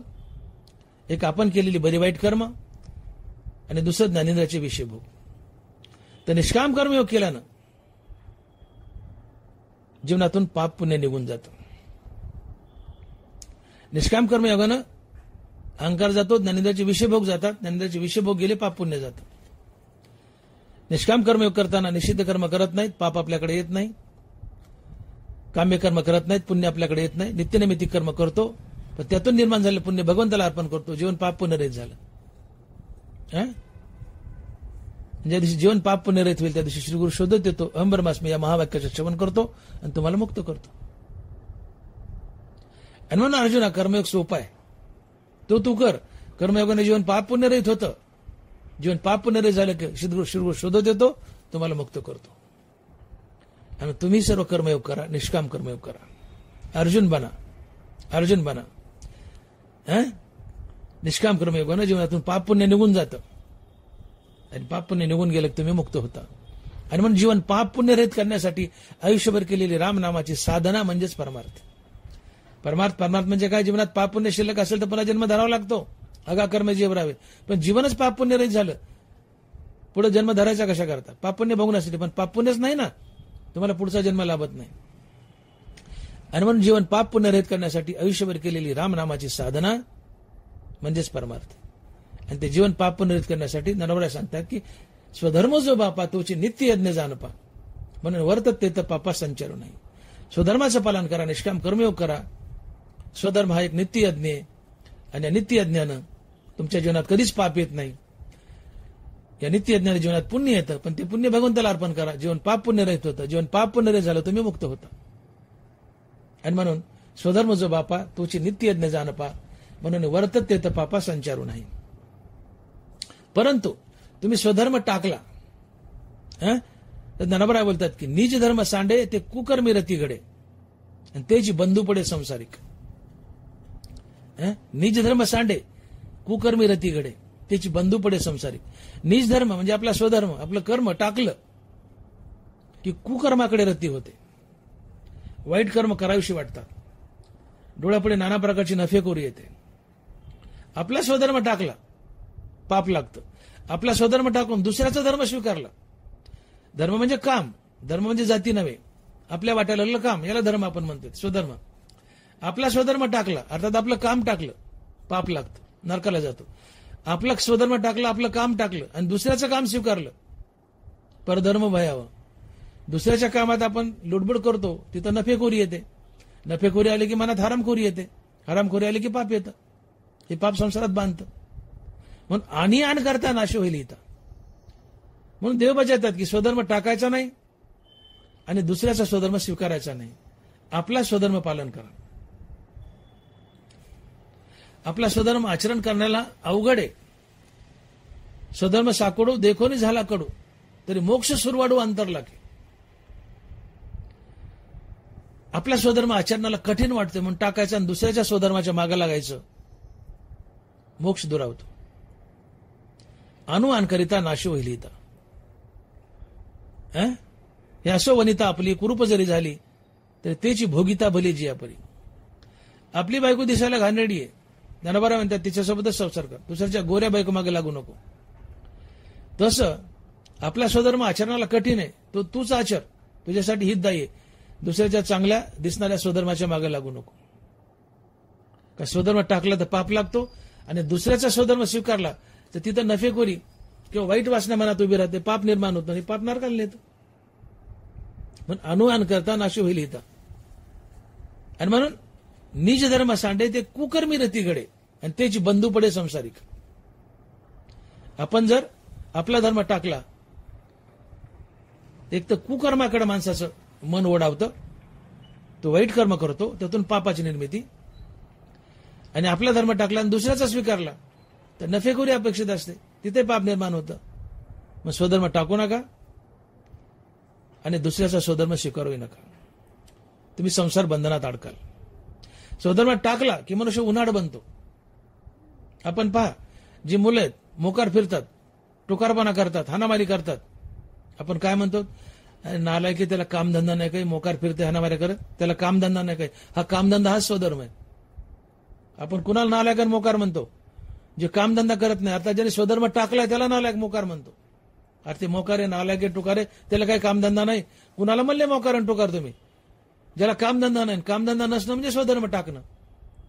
मग स्वधर्म टाकला की कुकर्मात रती होते. द्विज धर्म जो सांडे ते कुकर्मी रतीकडे, त्याची बंधू पडे संसारिक. स्वधर्म टाकला, आपल्या वाट्याला काम टाकलं की मनुष्य उन्हाळ बनतो, पाप करतो आणि संसार बंधनात अडकतो. मग स्वधर्म टाकायचा नाही आणि बदलायचा नाही. आणि मग एक गोष्ट लक्षात घ्या की म्हणून स्वधर्म अनुष्ठान ते अखंड यज्ञ याजन जो करीत आहे बंधन काहीच नाही. नीट आहे का? म्हणून स्वधर्म अनुष्ठान ते अखंड यज्ञ याजन जो करीत आहे बंधन काहीच नाही. स्वधर्माचं पालन अर्थात आपल्या वाट्याला कर्मदेवाची पूजा म्हणून करणं हा एक अखंड यज्ञ आहे. अखंड यज्ञ, यातून पुण्याची निर्मिती होते. ते पुण्य देवाला अर्पण करा, तुम्ही कधी संसार बंधनात अडकत नाही. कारण यज्ञातून पापाची निर्मिती होतच नाही, पाप गेलं. यज्ञातून पुण्याची निर्मिती होते, ते पुण्य देवाला अर्पण करा, तुम्ही मुक्त होता. मग स्वधर्म टाकू नका, स्वधर्म बदलू नका. स्वधर्म टाकला तर पाप लागतं, बदलला तर कुकर्मात रती होते, चुकीचं वागता, किंवा टाकल्यावर कुकर्माकडे रती होते. मग स्वधर्म बदलू नका, स्वधर्म टाकूही नका. स्वधर्म टाकला तर पाप लागतं, स्वधर्म टाकला तर कुकर्मात रती होते. आणि स्वधर्म टाकून दुसऱ्याचा धर्म स्वीकारला तर नफेखोरी अपेक्षित असते, तिथे पापाची निर्मिती होते. सर्वतोपरी पाप, आणि पाप तुम्हाला नरकाला नेतं, संसार बंधनात बांधतं. आणि म्हणून भगवंताचा आणि ज्ञानोबाचा आग्रह आहे की अर्जुना, तू कर्मयोगी बन. हा कर्मयोग अर्थात हा स्वधर्म हा एक नित्य यज्ञ आहे. आणि यज्ञातून कधीच पापाची निर्मिती होत नाही. यज्ञातून सदैव पुण्याची निर्मिती होते. पण निर्माण झाले पुण्य भगवंताला अर्पण कर. आणि पुण्य भगवंताला अर्पण केलं की तुझ्या जीवनातून पापही जाईल आणि पुण्य जाईल. तुझं जीवन पाप पुण्यरहित होईल. ज्या दिवशी जीवन पाप पुण्यरहित होईल त्या दिवशी श्रीगुरु तुला शोधत येईल, अहम ब्रह्मास्मी या महावाक्याचं श्रवण करेल आणि तुला मुक्त करेल, तू देव होशील. आणि मी सुरुवातीला बोललो होतो की कर्मयोग्याला अनंत फळ मिळतात, की जी तिसऱ्या अध्याय सांगितली आहेत त्यातलं कर्मयोग्याला या तिसऱ्या अध्यायाच्या आरंभीस मिळणारं सर्वात मोठं फळ काय आहे तर कर्मयोगी देव बनतो. कर्मयोगी देव बनतो. तो कसा देव बनतो तर ज्ञानोबा बोलतायत की आपला स्वधर्म हा एक नित्ययज्ञ. नित्ययज्ञातून पापाची निर्मिती होत नाही, तुमच्या जीवनातून पाप निघून गेलं. स्वधर्मातून अर्थात या यज्ञातून निर्मिती झालीच तर पुण्याची होते. मग हे पुण्य भगवंताला अर्पण कर, मग तुझं जीवन पाप पुण्यरहित झालं. ज्या दिवशी जीवन पाप पुण्यरहित झालं त्या दिवशी श्रीगुरु शोधत येतो अमरमास्मी या महावाक्याचे श्रवण करतो, तुम्हाला मुक्त करतो, तुम्हाला देव बनवतो. अशा प्रकारे स्वधर्म अर्थात निष्काम कर्मयोग तुम्हाला देव बनवतो. आणि म्हणून ज्ञानोबा लिहितात की स्वधर्म जो बापा तोची नित्य यज्ञ जानपा म्हणून वर्तत तेत पापा संचारू नाही. पुंडलिक वरदे हरी विठ्ठल. श्री ज्ञानदेव तुकाराम गोपाल कृष्ण भगवान की जय. माऊली ज्ञानेश्वर महाराज की जय. जगद्गुरु तुकाराम महाराज की जय. विठ्ठला विठ्ठला विठ्ठला विठ्ठला विठ्ठला विठ्ठला विठ्ठल. आता विश्वात्मके देवे येणे वाग्यज्ञ तोषावे, तोषो निमज द्यावे पसाय दान हे. जे खळांची व्यंकटी सांडो